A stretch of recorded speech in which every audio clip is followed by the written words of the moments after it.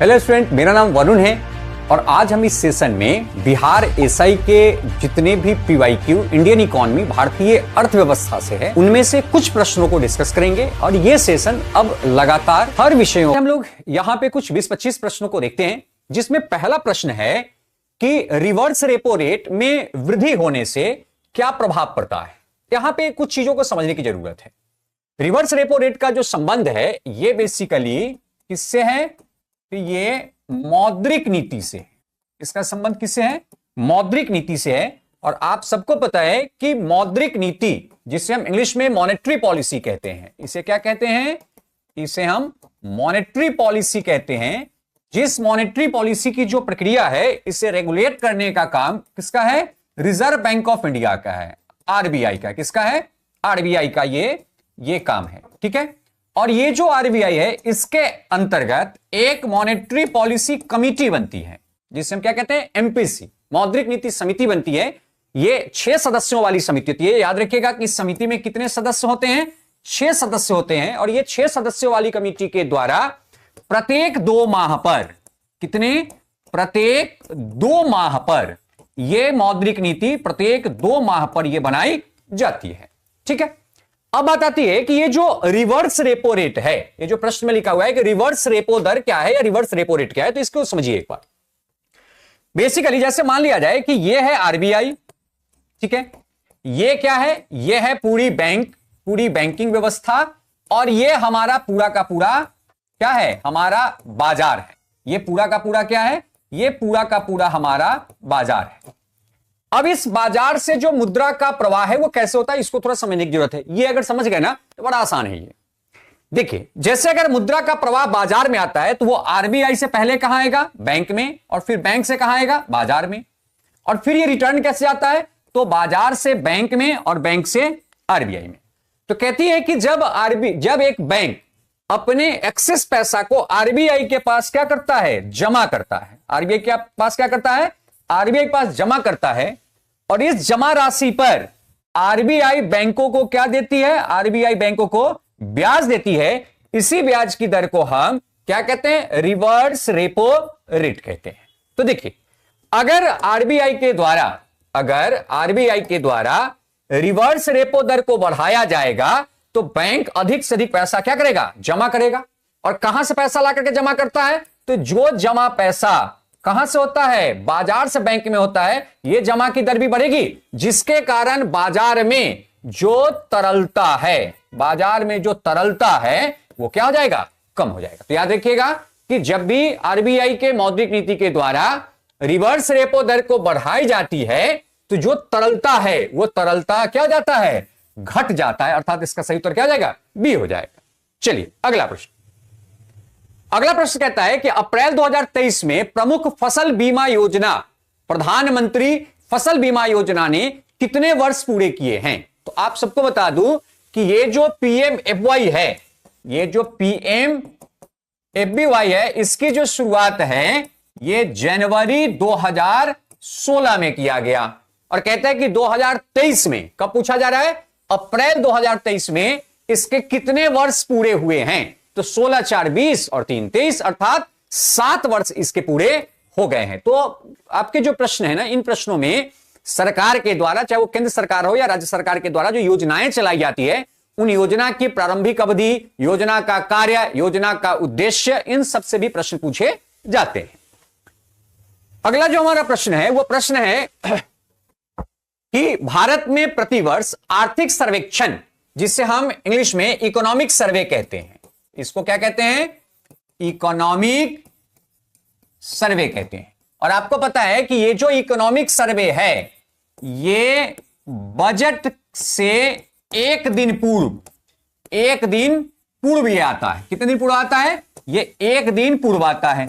और ये जो है प्रक्रियाएं, इसको पूर्व लाने की, ये 31 जनवरी को, कितने जनवरी को? प्रत्येक वित्तीय वर्ष के 31 जनवरी को आर्थिक सर्वेक्षण, इकोनॉमिक सर्वे को पेश किया जाता है। किसके द्वारा पेश किया जाता है? तो यह पेश करने का काम फाइनेंस मिनिस्टर का होता है। ठीक है। क्योंकि आप सबको पता है कि बजट और बजट से संबंधित जितने भी डॉक्यूमेंट्स होते हैं वो सदन के सामने पेश करने का काम केंद्र में और राज्य में, दोनों जगहों पर राज्य और केंद्र के जो वित्त मंत्री होते हैं, राज्य वित्त मंत्री राज्य में और जो केंद्रीय सेंट्रल जो फाइनेंस मिनिस्टर होते हैं, उनके द्वारा केंद्र के बजट को पेश किया जाता है और बजट से एक दिन पूर्व आर्थिक सर्वेक्षण को पेश किया जाता है। तो याद रखिए कि आर्थिक सर्वेक्षण को पेश करने का काम कौन करती है?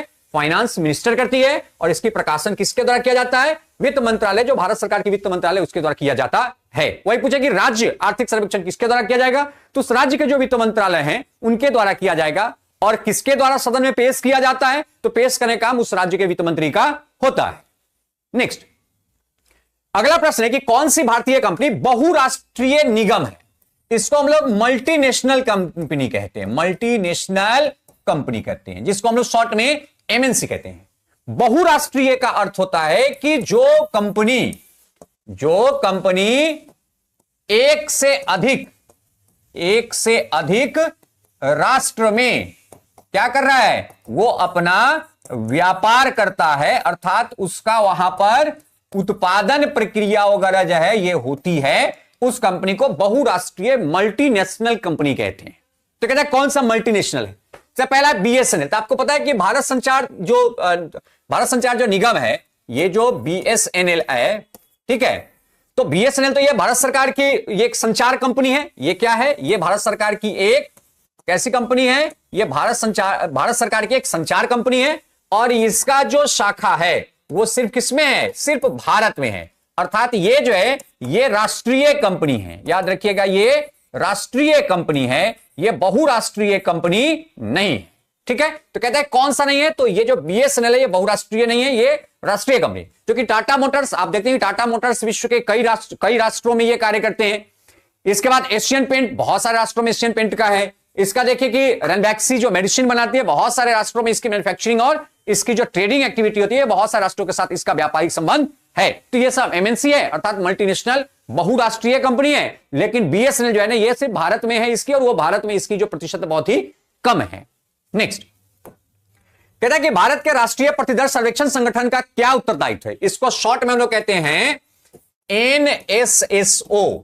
इसको इंग्लिश में कहा जाता है नेशनल सैंपल सर्वे ऑफिस। और इसकी जो स्थापना है वो 1950 में किया गया, 1950 में किया गया।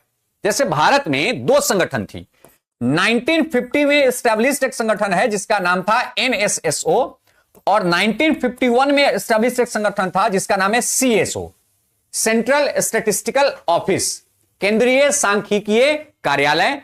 और एनएसएसओ का क्या नाम है? तो राष्ट्रीय प्रतिदर्श सर्वेक्षण संगठन। बाद में इसके नाम को संगठन की जगह पर कार्यालय कर दिया गया था।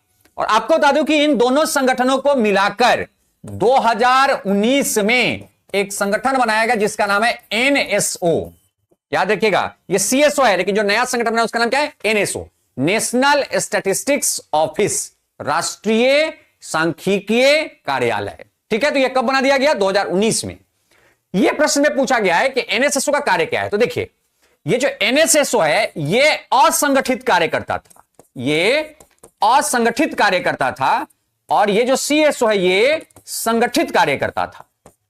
अर्थात जितने भी, जैसे बेरोजगारी का डेटा निकालना है, गरीबी का डेटा निकालना है, ये सब डेटा एनएसएसओ का काम था। लेकिन राष्ट्रीय आय का डेटा निकालना है, ये सब काम सीएसओ को था। और दोनों का काम वर्तमान में किसके द्वारा किया जाता है? एनएसओ के द्वारा किया जाता है। तो यहां पे पूछा गया कि एनएसएसओ का क्या कार्य है? तो एनएसएसओ का कार्य है कि राष्ट्रीय स्तर पर जितने भी सर्वेक्षण कार्य होते हैं असंगठित क्षेत्र के, उन सभी सर्वेक्षण कार्य को एनएसएसओ के द्वारा किया जाता है। अगला प्रश्न है कि भारत में मनरेगा कब लागू किया गया? तो आप सबको पता है कि ये जो नरेगा है, ये नरेगा एक्ट आया है 2005 में। बिहार के ही उस समय के ग्रामीण विकास मंत्री थे रघुवंश प्रसाद सिंह, वैशाली के सांसद भी थे, लोकसभा सांसद थे। उन्हीं को नरेगा मैन के नाम से भी या मनरेगा मैन के नाम से भी जाना जाता है, क्योंकि उन्हीं के द्वारा इसकी पूरी स्ट्रक्चर को तैयार किया गया था। ये जो बेसिकली नरेगा जो 2 अक्टूबर 2009 में, इसके जो नाम है, इस नाम को 2 अक्टूबर 2009 में बदलकर, इसको क्या किया गया? इसको बदलकर इसके नाम को क्या कर दिया गया? मनरेगा कर दिया गया। क्या कर दिया गया? मनरेगा कर दिया गया। Mahatma Gandhi national rural employment guarantee act है, ये कानून है, ये कोई योजना नहीं है। इसे 2005 में पार्लियामेंट से पारित करवाया गया है। ये बेसिकली जो एक्ट है, इस एक्ट को 2 फरवरी 2006 को आंध्र प्रदेश के जो बंदापाली क्षेत्र है वहां पर इसे शुरू किया गया था। अनंतपुर जो जिला है वहां पर एक बंदापाली ग्राम है, वहां पर प्रधानमंत्री उस समय थे मनमोहन सिंह, उनके द्वारा इसका इनॉग्रेशन किया गया था। और इसमें बेसिकली जो रूरल डिस्ट्रिक्ट होते हैं, किसका जो रूरल डिस्ट्रिक्ट होता है, जो रूरल डिस्ट्रिक्ट होता है, सिर्फ उसी में इसको लगाया गया है। रूरल डिस्ट्रिक्ट अर्थ है जो ग्रामीण जिला है, क्या है, जो ग्रामीण जिला है उसी ग्रामीण जिला में इसको लागू किया जाता है। अर्थात जो शहरी जिला है, जैसे अगर हम एनसीआर की बात करते हैं, हम दिल्ली की बात करते हैं, दिल्ली के अंदर जो डिस्ट्रिक्ट है उसमें यह लागू नहीं होगा, यह हमेशा ग्रामीण जिला में होगा, क्योंकि यह जो एक्ट है, इस एक्ट के तहत एक वर्ष में 100 डेज, कितने 100 डेज के जॉब गारंटी की इसमें लक्ष्य ली गई है, या इसका उद्देश्य है कि एक वर्ष में अर्थात 365 दिन में 100 दिन की जॉब गारंटी दिया जाएगा। और इसमें जो कार्य हैं वो कार्य बेसिकली ग्रामीण जो विकास से संबंधित कार्य वही करवाई जाती है, और ये अनस्किल्ड लेबर के लिए है, ये स्किल्ड और सेमी स्किल्ड के लिए नहीं है। इसलिए इस योजना को किस प्रकार के जिलाओं में लागू किया गया है, तो जो ग्रामीण जिला है, ग्रामीण जिला में इसे लागू किया गया है। और इसकी शुरुआत कब की गई थी, तो आंध्र प्रदेश में इसका इनॉग्रेशन हुआ था, कब, 2 फरवरी 2006 को हुआ था। किसके द्वारा, तो उस समय प्रधानमंत्री थे मनमोहन सिंह के द्वारा, उनके द्वारा इनॉग्रेशन किया गया था। अगला प्रश्न है कि सरकार फसलों के समर्थन में कौन से मूल्य की घोषणा करती है। देखिए, आपको पता है कि 1966-67 में हम लोगों को पता है कि जो ग्रीन रिवॉल्यूशन है, जो ग्रीन रिवॉल्यूशन है, इस ग्रीन रिवॉल्यूशन की शुरुआत हुई।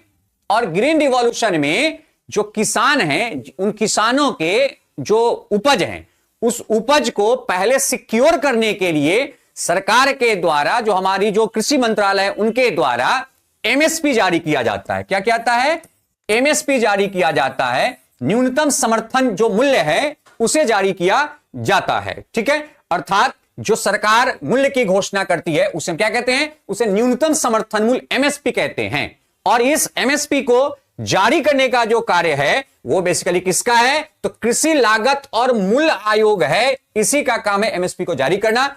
अर्थात कृषि लागत और मूल्य आयोग का गठन किया जाता है और इसके द्वारा रबी, खरीफ और कमर्शियल क्रॉप मिलाकर के 22 फसलों का मूल रूप से एमएसपी जारी किया जाता है। नेक्स्ट, अगला प्रश्न कि 2011 के जनगणना के अनुसार भारत की साक्षरता दर कितनी थी, टोटल लिटरेसी रेट। यहां पे मेल फीमेल को अलग अलग किया नहीं गया है, तो आपको बता दूं कि 2011-12 के जनगणना के अनुसार भारत की जो साक्षरता दर थी वो 73% थी प्रारंभिक दौर में, जो कि आगे चल करके ये 73 से बढ़कर 74.04 हो गया था।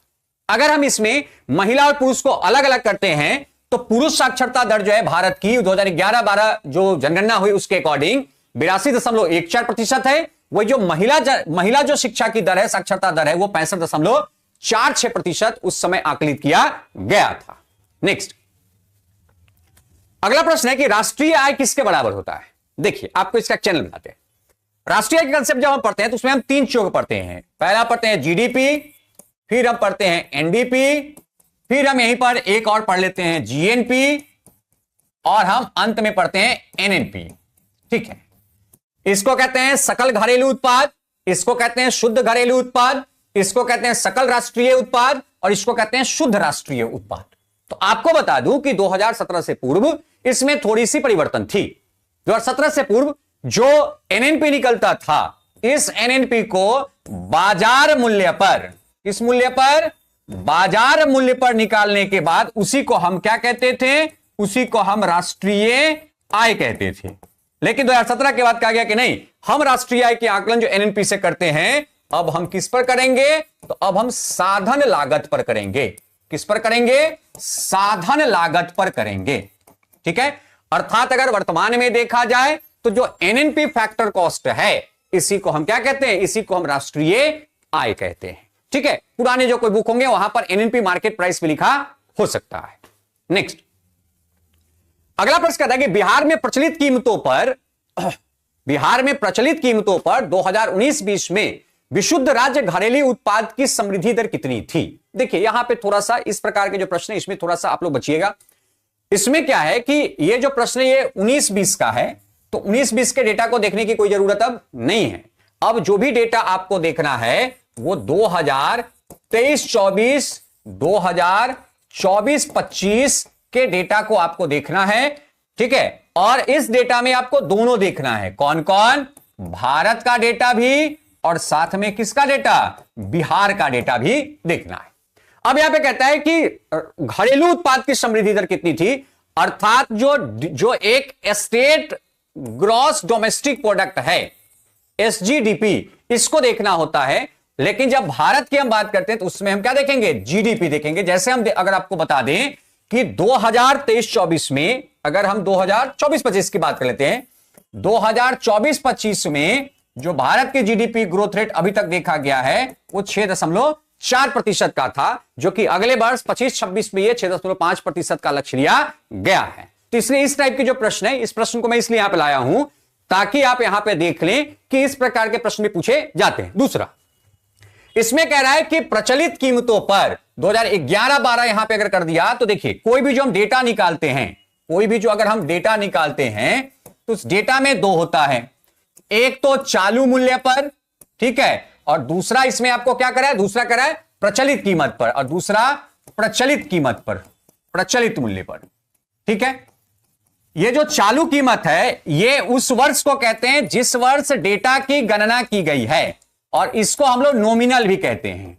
इसको हम लोग क्या कहते हैं? नॉमिनल भी कहते हैं। और ये जो प्रचलित मूल्य है ये बेसिकली आधार वर्ष मूल्य होता है, और इसको हम लोग रियल कहते हैं। क्या कहते हैं? रियल कहते हैं।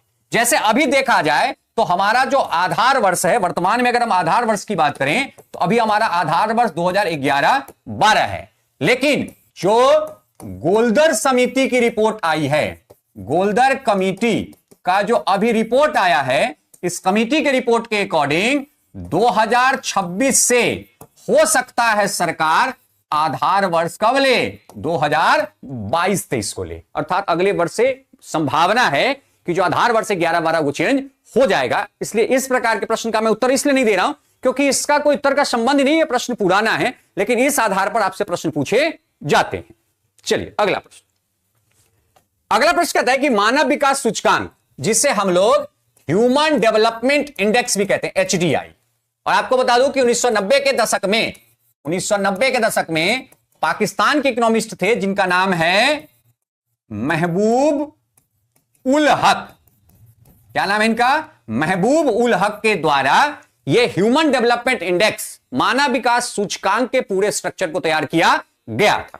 कहेंगे सर इसमें है क्या? तो बेसिकली अगर हम देखें ह्यूमन डेवलपमेंट इंडेक्स में, तो इनके 3 पहलू हैं, 3 आयाम हैं। पहला है एजुकेशन, दूसरा है हेल्थ, और तीसरा है आप कह सकते हैं आय, ठीक है, क्योंकि आय के आधार पर, अर्थात पर कैपिटा इनकम, प्रति व्यक्ति आय के आधार पर, इन तीनों आंकड़े के आधार पर इस डेटा को तैयार किया जाता है। और ये जो डेटा है, इस डेटा को UNDP, united nation development programme, संयुक्त राष्ट्र विकास कार्यक्रम के द्वारा प्रत्येक वर्ष प्रकाशित किया जाता है। आप मुझे कमेंट करके बताइए कि 2023 में यूएनडीपी के द्वारा जो ह्यूमन डेवलपमेंट इंडेक्स, मानव विकास सूचकांक जारी किया गया, उसमें भारत की रैंकिंग क्या है और प्रथम रैंक किस राष्ट्र को प्राप्त हुआ है। नेक्स्ट, अगला प्रश्न है कि भारत का राज्य अथवा केंद्र शासित प्रदेश जो जनगणना 2011-12 में साक्षरता दर में तीसरा सर्वाधिक मान रखता है, कहता है कि तीसरा सर्वाधिक मान रखने वाला कौन है? अब देखिए यहां पर इन्होंने क्या किया है, राज्य के साथ साथ इन्होंने यूनियन टेरिटरीज को भी काउंट कर दिया। क्या भाई सबको एक साथ मिलाओ और कहो कि जो साक्षरता का जो इन्होंने रिपोर्ट दिया था, किसका रिपोर्ट? साक्षरता का रिपोर्ट दिया था, इसमें इन्होंने कहा कि टॉप 3 में कौन है। इसमें क्या कहा गया कि टॉप 3 में इसमें कौन है। तो आपको बता दूं कि टॉप 3 में अगर सबका देखा जाए तो सबसे पहला रैंक हमेशा किसका होता है? केरल का, हमेशा से लगभग, और सबसे निचले में हम रहते हैं, बिहार रहता है, दूसरा लक्षद्वीप, और तीसरा मिजोरम, चौथा गोवा, और पांचवा त्रिपुरा। केरल का अगर देखें आप साक्षरता दर ओवरऑल तो 94% है, मिजोरम का अगर आप देखें तो 91.3% है, और लक्षद्वीप का 91.6 8% है। अर्थात इसके अकॉर्डिंग देखा जाए तो इस टॉप 3 में कौन आता है, तो टॉप 3 में जो तीसरा नंबर है वो तीसरा सर्वाधिक मांग किसका है, तो तीसरा सर्वाधिक मांग मिजोरम का है। कितना है, 91.3% है। तो ये टॉप 3 हो गया। नीचे से टॉप 3 में कौन है, तो देखिए सबसे नीचे से है कौन, बिहार 61.8%, दूसरा अरुणाचल 65.4% और तीसरा कौन है नीचे से, राजस्थान 66.1%। तो सबसे हाईएस्ट रेट ऑफ लिटरेसी, सबसे अधिक साक्षरता दर किसका है, केरल का, और सबसे कम साक्षरता दर किसका है, बिहार का। पुरुष महिला दोनों के केस में यही उत्तर इसका होगा। अगला प्रश्न कहता है कि पूर्ति के नियम के अनुसार एक वस्तु की कीमत एवं उसकी पूर्ति मात्रा के मध्य कैसा संबंध होता है। देखिए आप जब भी पढ़ते हैं, जब हम नियम पढ़ते हैं, खास करके बाजार का नियम जब पढ़ते हैं, तो यहां पे हमें दो पढ़ना पड़ता है, एक तो मांग का नियम और दूसरा आता है पूर्ति का नियम। ठीक है, लॉ ऑफ डिमांड और लॉ ऑफ सप्लाई। इसको एक बार समझिए। मांग का नियम कहता है कि जब मूल्य घटेगा तो इस केस में मांग बढ़ जाएगा, क्योंकि भाई सिंपल सी बात है, मूल्य घटेगा तो ग्राहकों को सस्ता में मिलेगा वस्तु, ग्राहक अपने उतने ही पैसे से अधिक वस्तु का क्रय करेगा तो वस्तुओं की मांग बढ़ जाएगी। ऐसे मूल्य घटने से मांग का दर में बढ़ोतरी पहले से अधिक होती। वही अगर मूल्य को बढ़ा दिया जाए तो हम लोगों की जो परचेजिंग पावर है वो कम हो जाता है, जिसका डिमांड कम हो जाती है। लेकिन यहां पर आपूर्ति के केस में ये उल्टा है। आपूर्तिकर्ता को लाभ कब मिलेगा, जब अधिक मूल्य मिलेगा, और अधिक मूल्य मिलेगा तो उसे लाभ मिलेगी तो चाहेगा कि हम अधिक से अधिक वस्तु को क्या करें, बाजार में भेजें और अधिक से अधिक वहां से लाभ कमाए।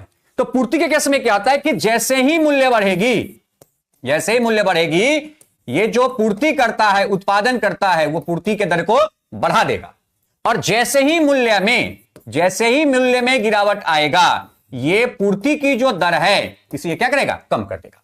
क्योंकि आप सबको पता है कि मूल्य बढ़ने पर लाभ का जो दर है वो बढ़ जाता है और मूल्य घटने पर लाभ की दर कम हो जाती है। तो अधिक लाभ होगा तो अधिक बना के बेचेगा, कम लाभ होगा तो कम बना करके बेचेगा। अर्थात पूर्ति के केस में मूल्य और पूर्ति के बीच कैसा संबंध है, समानुपाती संबंध है, और मांग के केस में मूल्य और मांग के बीच कैसा संबंध है, वे उत्क्रमानुपाती संबंध है। अर्थात यहां पर संबंध नेगेटिव है, यहां पे संबंध हमेशा पॉजिटिव होता है। तो याद रखिएगा कि इसका जो नियम है, इस नियम में मूल्य और आपूर्ति के बीच कैसा संबंध है, धनात्मक, और इस नियम के तहत मूल्य और मांग के बीच कैसा संबंध है, ऋणात्मक संबंध है। तो याद रखिएगा कि पूर्ति के नियम में कीमत के साथ इनका कैसा संबंध है, इनका धनात्मक संबंध है। अर्थात कीमत बढ़ेगी तो पूर्ति बढ़ेगी क्योंकि लाभ बढ़ जाती है, और कीमत घटेगी तो लाभ कम होगी तो आपूर्ति को भी कम कर दिया जाता है। अगला प्रश्न कहता है कि व्यावसायिक बैंक अर्थात कॉमर्शियल बैंक, जो सामान्य बैंक, उसका कार्य क्या है। तो देखिए बैंक का जो मेन काम है वो है एक्सेप्ट डिपॉजिट, अर्थात डिपॉजिट को स्वीकारना, और ग्रांट लोन, और ग्राहकों को कर्ज देना। ठीक है, डिपॉजिट लेना क्या करता है, ये डिपॉजिट लेना और लोन देना इसका मुख्य कार्य है। कहेंगे सर क्यों मुख्य कार्य है, तो देखिए अगर ये डिपॉजिट लेता है और ये डिपॉजिट किस पर लेगा, लो रेट ऑफ इंटरेस्ट पर, ये ब्याज की दर क्या लेता है, कम ब्याज दर पर वो जमा लेगा, और जब आप जाइएगा लोन लेने तो ये आपसे उच्च ब्याज दर लेगा। क्या लेगा, ये उच्च ब्याज दर लेगा, और यही बैंक का मूल काम है। आप जमा कीजिएगा तो 4% और कर्ज लिएगा तो 8%, तो यही मूल काम है बैंक का। तो कभी अगर क्वेश्चन पूछता है कि एक व्यवसायिक बैंक का प्राथमिक कार्य क्या है, तो यही है जमा स्वीकार करना और लोन देना। तो यहां पे देखिए कि जमा स्वीकार करना और ऋण देना यह एक बैंक का प्राथमिक कार्य है। अगला कहता है कच्चा माल सम्मिलित किया जाता है। देखिए हम लोगों का जो साधन है, या आप कह सकते हैं जो संसाधन है, इसमें जो भौतिक पूंजी होता है, क्या होता है, भौतिक पूंजी होता है। भौतिक पूंजी के दो प्रकार हैं। कितने प्रकार हैं भौतिक पूंजी के, भौतिक पूंजी के दो प्रकार हैं। एक को हम कहते हैं स्थिर पूंजी, क्या कहते हैं, स्थिर पूंजी, ठीक है, और दूसरे कहते हैं कार्यशील पूंजी। दूसरे क्या कहते हैं, कार्यशील पूंजी। ठीक है, कार्यशील पूंजी कहते हैं। कार्यशील पूंजी जिसे हम इंग्लिश में बेसिकली जो ये वर्किंग कैपिटल कहते हैं और इनको हम फिक्स्ड कैपिटल कहते हैं। वर्किंग कैपिटल में वैसे पूंजी होते हैं जिसका उत्पादन में पूर्णतः उपयोग हो जाता है, उत्पादन में पूर्णतः उपयोग हो जाता है, जैसे कच्चा माल, जैसे कच्चा माल। तो भाई अगर आप उत्पादन करते हैं तो कच्चा माल का 100% वहां पे क्या होता है, 100% वहां पे कच्चा माल का उपयोग होता है। ठीक है, इसके बाद कहता है कि स्थिर पूंजी वो पूंजी होते हैं जो उत्पादन कार्य में संलग्न होते हैं और धीरे धीरे इसमें घिसावट होती है। जैसे जितने भी मशीनरी हैं या जितने भी टूल्स हैं, जितने भी टूल्स हैं या जो मकान है, जिस मकान के अंदर उत्पादन होता है, वो सब के सब उस कंपनी का कैसा पूंजी होता है, स्थिर पूंजी होता है। तो याद रखिए कि भौतिक पूंजी, फिजिकल कैपिटल के दो भाग हैं, एक को कहते हैं स्थिर पूंजी, एक को कहते हैं कार्यशील पूंजी। तो जो कच्चा माल है, नगद कैश है, ये सब किसमें आएगा, कार्यशील पूंजी में आएगा। जितनी भी गाड़ियां हैं, जितनी भी टूल्स हैं, जितनी भी मशीन है, जितना भी घर है, ये सब के सब किसमें आएगा, स्थिर पूंजी में आएगा। तो याद रखिए कि कच्चा माल किसमें सम्मिलित किया जाता है, तो कच्चा माल को कार्यशील पूंजी में सम्मिलित किया जाता है। नेक्स्ट अगला प्रश्न है कि 1991 में भारत में आर्थिक सुधार को अपनाने का मुख्य तत्कालिक कारण क्या था। आप सबको पता है कि 1991 में एलपीजी पॉलिसी आया था। क्या आया था, एलपीजी पॉलिसी आया था, जिसे नई आर्थिक नीति के नाम से जाना जाता है। इसको हम लोग न्यू इकोनॉमिक पॉलिसी भी कहते हैं। क्या कहते हैं, new economic policy, new economic policy भी कहते हैं, जिसको हम लोग एलपीजी के नाम से जानते हैं। लिबरलाइजेशन, प्राइवेटाइजेशन और ग्लोबलाइजेशन, जिसको हम लोग हिंदी में उदारीकरण, निजीकरण और वैश्वीकरण के नाम से भी जाना जाता है। अब इसका मूल कारण क्या था। दूसरी बात, ये जो एलपीजी पॉलिसी आया है, इसको एक और नाम से जाना जाता है, राव मनमोहन नीति। राव मनमोहन नीति के नाम से भी जाना जाता है, क्योंकि इस समय वित्त मंत्री, फाइनेंस मिनिस्टर कौन थे, मनमोहन सिंह, और पीवी नरसिम्हा राव उस समय क्या थे, तो PV Narasimha Rao prime minister थे उस समय। और बेसिकली ये जो प्रक्रिया है इसलिए लाया गया क्योंकि 1990 के दशक के प्रारंभ में ही भारत में आर्थिक संकट, खास करके विदेशी मुद्रा भंडार में बहुत अधिक गिरावट हुई और हमारे पास विदेशी मुद्रा बस इतना बच गया था कि हम एक सप्ताह तक, एक वीक तक ही हम विदेशों से वस्तु खरीदकर अपने यहां के रिक्वायरमेंट को पूरा कर सकते थे। उसी समय जब ये लोग अंतरराष्ट्रीय संगठनों के पास गए, विश्व बैंक, आईएमएफ के पास, तो उन्होंने सुझाव दिया कि आप अपने यहां जो इकोनॉमिक पॉलिसी है, उस इकोनॉमिक पॉलिसी में परिवर्तन लाइए। और उसी समय मनमोहन सिंह के नेतृत्व में एक नई योजना, नई आर्थिक नीति लाई गई, जिसे एलपीजी पॉलिसी, उदारीकरण, निजीकरण और वैश्वीकरण के नाम से जाना जाता है। तो इसका मूल कारण क्या था, इसका मूल कारण था भुगतान संतुलन का संकट, क्योंकि उस समय हमारे पास जो विदेशी मुद्रा भंडार है, हमारा जो विदेशी मुद्रा जो भंडार है, यह विदेशी मुद्रा भंडार बहुत ही कम हो गया था, कह सकते हैं खाली हो गया था, जिसके कारण सरकार को न्यू इकोनॉमिक पॉलिसी को इंप्लीमेंट या इंपोज करना, लागू करना पड़ा था। नेक्स्ट कहता है निम्न में से कौन सा जापान की मुद्रा का नाम है। देखिए, जब भी मुद्रा के नाम की बात आती है ना, मुद्रा के नाम का बात आता है, तो याद रखिएगा 5 मुद्रा का नाम आपको बहुत जरूरी है, क्योंकि 5 जो मुद्रा है इसको आईएमएफ, इंटरनेशनल मॉनेटरी फंड, अंतरराष्ट्रीय जो मुद्रा कोष है, इसके 5 करेंसी है, डॉलर, पौंड, यूरो, एन और युआन। युआन को रिनमिनबी कहा जाता है, और युआन जो है ना, ये चाइना का है करेंसी। तो याद रखिएगा, जो युआन है ये किसका है, ये चाइना का है, और इसको रिनमिनबी भी कहते हैं। इसको क्या कहते हैं, रिनमिनबी भी कहते हैं।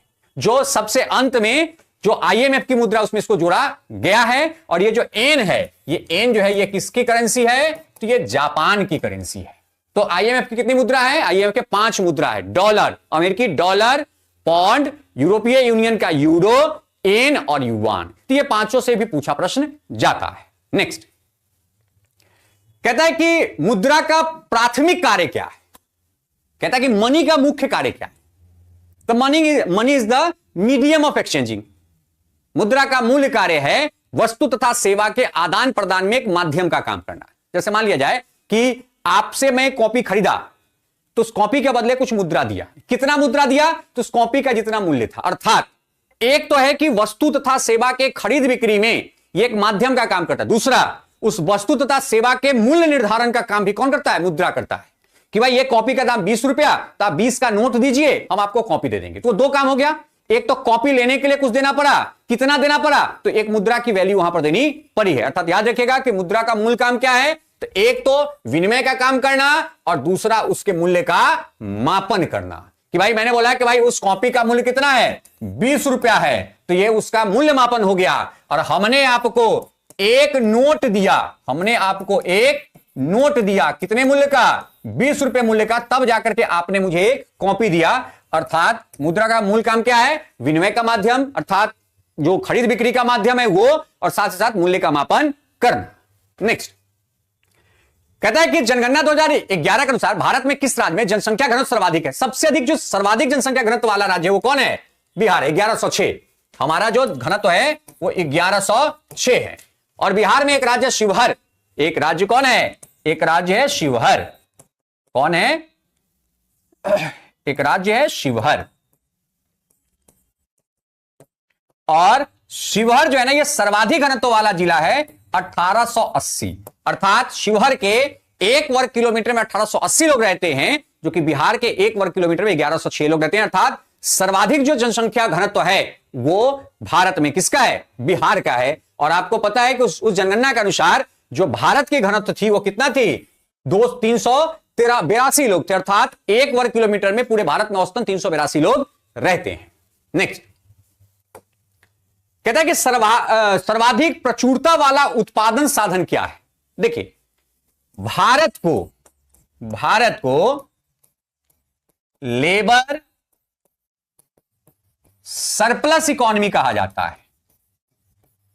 क्या कहा जाता है? लेबर सरप्लस, जिसे हम हिंदी में कहेंगे तो मजदूर प्रचुरता अर्थव्यवस्था या प्रचुर मजदूर अर्थव्यवस्था कहा जाएगा, या कह सकते हैं मजदूर अधिशेष अर्थव्यवस्था इसको कहा जाता है। साथ ही साथ बिहार को भी यही कहा जाता है, साथ ही साथ बिहार को भी यही कहा जाता है कि बिहार एक मजदूर अधिशेष राज्य है, या बिहार की अर्थव्यवस्था मजदूर अधिशेष अर्थव्यवस्था। क्यों? क्योंकि हमारे यहां जितनी मजदूरों की जरूरत है उससे अधिक मजदूर हमारे यहां उपलब्ध हैं। तो याद रखिएगा कि सर्वाधिक प्रचुरता वाला उत्पादन का साधन क्या है? श्रम। अब कहेंगे भाई कितने साधन हैं? तो उत्पादन के मूलतः 4 साधन हैं, भूमि, पूंजी, लेबर और जो उद्यमी है, यह संगठन या उद्यमी है, यह भी क्या है? यह भी उत्पादन के साधन है। लैंड, लेबर, कैपिटल और जो एंटरप्रेन्योर्स हैं, इन 4 को हम उत्पादन के साधन कहते हैं, जिसमें सबसे अधिक प्रचुर मात्रा में कौन पाया जाता है? श्रमिक। क्योंकि हमारा जो अर्थव्यवस्था है वो कैसी अर्थव्यवस्था है? लेबर सरप्लस इकोनॉमी है, मजदूर अधिशेष अर्थव्यवस्था है। नेक्स्ट अगला प्रश्न है कि 2 सेक्टर अर्थव्यवस्था प्रारूप में समग्र मांग होता है। समग्र मांग क्या होता है? देखिए, हम सबको पता है कि हमारा जो आय है, इस आय के 2 भाग होते हैं, एक होता है व्यय और दूसरा आता है निवेश। दूसरा क्या आता है? निवेश। अर्थात हम कह सकते हैं कि यहां पे कंजम्पशन एक्सपेंडिचर और इन्वेस्टमेंट 2 होता है, और इन दोनों को अगर आप मिला देते हैं तो यही आपका क्या निकल जाता है? आय निकल जाता है। तो कहते हैं 2 सेक्टर प्रारूप में समग्र मांग। तो यहां पर क्या हुआ? यहां पर उपभोग का मांग है। यहां पर कौन सा मांग है? यहां पर जो मांग है यह उपभोग का मांग है। क्या है? उपभोग मांग है। यह क्या है? उपभोग मांग है। और यह क्या है? यह निवेश मांग है। तो इसको हम कह सकते हैं कंजम्पशन और इसको कह सकते हैं इन्वेस्टमेंट। तो इसीलिए हम लोग क्या कहते हैं कि 2 सेक्टर अर्थव्यवस्था के प्रारूप में समग्र मांग क्या है? C+I, अर्थात उपभोग मांग प्लस निवेश मांग। इसी को 2 सेक्टर अर्थव्यवस्था में समग्र मांग कहा जाता है, एग्रीगेट डिमांड कहा जाता है। नेक्स्ट कहता है कि प्राकृतिक संसाधनों के दोहन से वस्तु का उत्पादन करने वाले क्षेत्र क्या कहलाते हैं? आप सबको पता है कि अर्थव्यवस्था के 3 क्षेत्र हैं, प्राथमिक, द्वितीयक और तृतीयक। 3 क्षेत्र हैं। प्राथमिक क्षेत्र में बेसिकली वैसे वस्तुओं को रखा जाता है जो कहां से आते हैं? जो प्राकृतिक संसाधन है, उसको किसमें रखा जाता है? उसको प्राथमिक में रखा जाता है। जैसे कृषि, पशुपालन, वन, डेयरी उद्योग, इन सबको, खनिज, ये सब प्राथमिक क्षेत्र के उत्पाद है।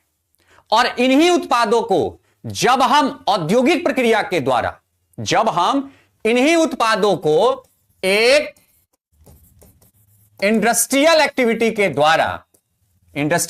के द्वारा कोई न्यू उत्पाद बनाते हैं, तो इस उत्पाद को किस क्षेत्र में रखा जाता है? द्वितीयक क्षेत्र में रखा जाता है। और ये जो तृतीयक क्षेत्र है, इसे हम लोग सेवा क्षेत्र के नाम से भी जानते हैं। तो याद रखिएगा कि प्राकृतिक संसाधनों के दोहन से वस्तु का उत्पादन करने वाला जो क्षेत्र है, उस क्षेत्र को क्या कहते हैं? तो उस क्षेत्र को हम लोग द्वितीयक क्षेत्र कहते हैं। तो सही उत्तर क्या जाएगा? द्वितीयक क्षेत्र इसका सही उत्तर हो जाएगा। नेक्स्ट कहता है कि निम्न में से किस कारण से मांगी गई मात्रा में वृद्धि या कम होती है? अभी जस्ट मैंने आपको बताया लॉ ऑफ डिमांड, हमने आपको बताया है मांग का नियम, मांग का जो नियम मैंने आपको बताया है कि मांग का नियम किसके ऊपर निर्भर होता है? मूल्य के ऊपर। मांग का नियम किसके ऊपर निर्भर होता है? मूल्य के ऊपर। क्या होता है इसमें कि अगर मूल्य बढ़ेगा तो मांग घटेगी, और अगर मूल्य घटेगी तो इस केस में मांग बढ़ जाएगा। अर्थात साफ साफ दिखाई देता है कि मांग जो है वो किससे संबंधित है? तो संबंधित वस्तु के कीमत में परिवर्तन से संबंधित है। परिवर्तन अगर अधिक होगी, अर्थात मूल्य अगर अधिक होगा, मांग रिड्यूस हो जाएगा, घट जाएगा। मूल्य कम होगा तो इसकी मांग बढ़ जाएगी। नेक्स्ट अगला था कि भारत में सूक्ष्म वित्तीय कंपनी, इसको माइक्रो फाइनेंस कंपनी भी कहते हैं, इसको माइक्रो फाइनेंस कंपनी भी कहते हैं, एमएफसी कहते हैं, का विनियामक प्राधिकरण कौन है? विनियामक प्राधिकरण का मतलब है कि इसको कंट्रोल कौन करता है, इसको कंट्रोल कौन करता है? तो याद रखिएगा कि ये जो वित्तीय कंपनी है, इसको कंट्रोल करने का काम किसका है? आरबीआई का है। और आरबीआई एक्ट 1934 के तहत आरबीआई जो माइक्रो फाइनेंस कंपनी है, इनको कंट्रोल, नियंत्रित करती है, अर्थात इनको रेगुलेट करने का काम करती है। तो याद रखिएगा कि भारतीय रिजर्व बैंक, जिसको हम लोग रिजर्व बैंक ऑफ इंडिया भी कहते हैं, ये जो माइक्रो फाइनेंस कंपनी है उसका ये क्या करता है? विनियामक करता है। नेक्स्ट कहता है कि ऑपरेशन फ्लड का संबंध किससे है?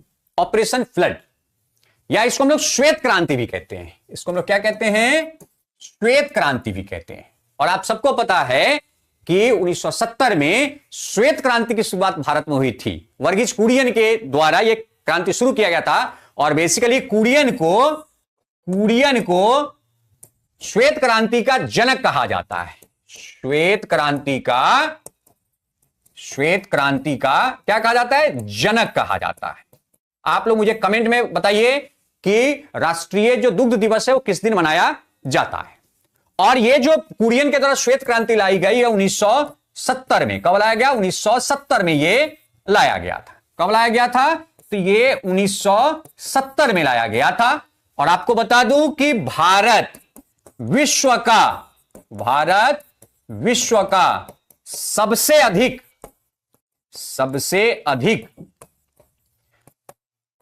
दूध उत्पादक राष्ट्र है। सबसे अधिक क्या है? दूध उत्पादक राष्ट्र है। सबसे अधिक दूध उत्पादक राष्ट्र है।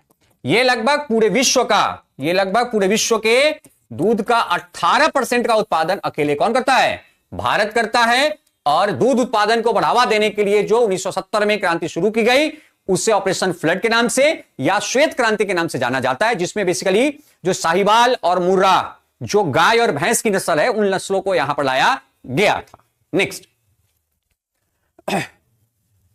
अगला प्रश्न है कि सीमांत उपभोग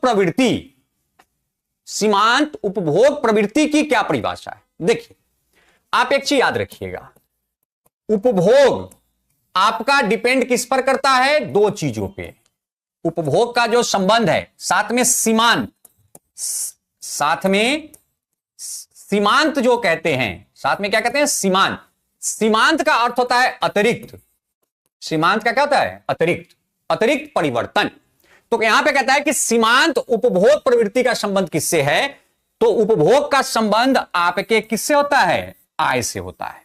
तो कहता है कि सीमांत उपभोग का अर्थ क्या हुआ?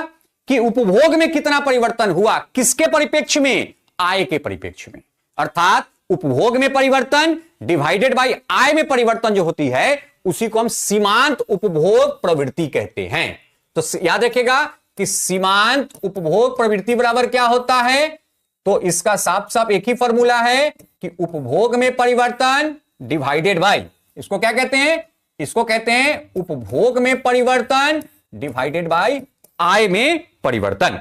ठीक है, तो उपभोग में परिवर्तन डिवाइडेड बाय आय में परिवर्तन को हम क्या कहते हैं, इसी को हम सीमांत उपभोग प्रवृत्ति के नाम से जानते हैं, जो इसका ऑप्शन कौन होगा, बी सही होगा। नेक्स्ट कहता है कि एक पूर्ण प्रतिस्पर्धा बाजार में निम्नलिखित विशेषताएं, पूर्ण प्रतिस्पर्धा का अर्थ होता है फुल्ली कॉम्पिटिटिव मार्केट। कॉम्पिटिटिव मतलब प्रतिस्पर्धा मतलब होता है कि वहां पर प्रतियोगिता बहुत अधिक है, और प्रतियोगिता अधिक कब होता है, जब बनाने वाले बेचने वाले बहुत अधिक हों, खरीदने वाले भी बहुत अधिक हों, एक ही प्रकार के वस्तु को बनाने वाले भी बहुत अधिक हों, तो कहेंगे ये पूर्ण प्रतिस्पर्धा बाजार है, अर्थात यहां पे कंपटीशन बहुत ही हार्ड है। पहला ऑप्शन, बाजार में बड़ी संख्या में खरीदार और विक्रेता शामिल हो, एकदम सही। दूसरा, सभी फर्म समान वस्तुएं बनाती है, एकदम सही। और प्रत्येक खरीदार और विक्रेता एक मूल्य लेना चाहता है, एकदम सही। अर्थात ये तीनों का तीनों क्या है, सही है। और याद रखिएगा जो पूर्ण प्रतिस्पर्धा बाजार है इसमें जो लाभ की दर है, इसमें लाभ की दर बहुत ही क्या होता है, निम्न होता है, लाभ की दर बहुत ही कम होता है। तो याद रखिए कि पूर्ण प्रतिस्पर्धा बाजार में लाभ की दर बहुत ही कम होती है, क्योंकि यहां पे कंपटीशन बहुत ज्यादा होता है। एंड लास्ट कहता है निम्न में से कौन सा क्षेत्र सार्वजनिक क्षेत्र का उदाहरण है, कौन सा क्षेत्र, सार्वजनिक क्षेत्र। देखिए आपको पता है कि सार्वजनिक क्षेत्र और निजी क्षेत्र, जैसे अगर हम कंपनियों के बारे में बात करें तो दो प्रकार की कंपनी है, एक तो पब्लिक, एक क्या है, पब्लिक कंपनी, जिसे हम क्या कहते हैं, सार्वजनिक। क्या कहते हैं, सार्वजनिक। एक पब्लिक सेक्टर होता है, एक होता है प्राइवेट, एक क्या है, एक है प्राइवेट, जिसको हम कहते हैं निजी। दो होते हैं, क्योंकि भाई किसको सार्वजनिक कहेंगे, तो याद रखिएगा जिस कंपनी में सरकार की पूंजी 51% या उससे अधिक होती है उसको हम कहते हैं सार्वजनिक कंपनी। और जिस कंपनी में सरकार की पूंजी 49% या उससे कम होती है उसे कहते हैं प्राइवेट कंपनी। अर्थात 49% से कम सरकार का या नहीं भी है, 100% निजी लोगों का है। तो जिस कंपनी में सरकार की पूंजी 49% से कम है या नहीं है उसको क्या कहते हैं, प्राइवेट, निजी क्षेत्र। और जिस संगठन में या जिस प्रकार के संगठन में सरकारी पूंजी की दर 51% या उससे अधिक अर्थात 100% तक है उसको क्या कहते हैं, सार्वजनिक कंपनी कहते हैं। तो यहां पर आप देखिए रेलवे एकदम किसकी कंपनी है, सरकार की कंपनी है, उसमें सरकार की पूंजी 51% से अधिक है। टिस्को इसमें नहीं है, टाटा का है, रिलायंस का है, हिंदुस्तान यूनिलीवर ये विदेशी कंपनी है। और इन सब कंपनियों को किस क्षेत्र में रखा गया है, प्राइवेट सेक्टर में रखा गया, निजी कंपनियों में रखा गया है। तो ये कुछ महत्वपूर्ण यहां पर 25 प्रश्न थे जो आपके ऑलरेडी बिहार एसआई में पूछे जा चुके हैं भारतीय अर्थव्यवस्था विषय से। नेक्स्ट जो हमारा सेशन आएगा उस सेशन में हम बचे और भी जो करंट है उसको और भी जो इंडियन इकोनॉमी है उसके प्रश्न को लेकर के आएंगे। तो हमारा ये जो ज्ञान बिंदु जीएस एकेडमी है इस यूट्यूब चैनल पे आप कंटिन्यू बने रहें। हम लोग अभी इस चैनल पे पीवाईक्यू साथ ही साथ प्रैक्टिस सेट साथ ही साथ करंट अफेयर इन सभी को लेकर के आएंगे। तो हमारे इस वीडियो को लाइक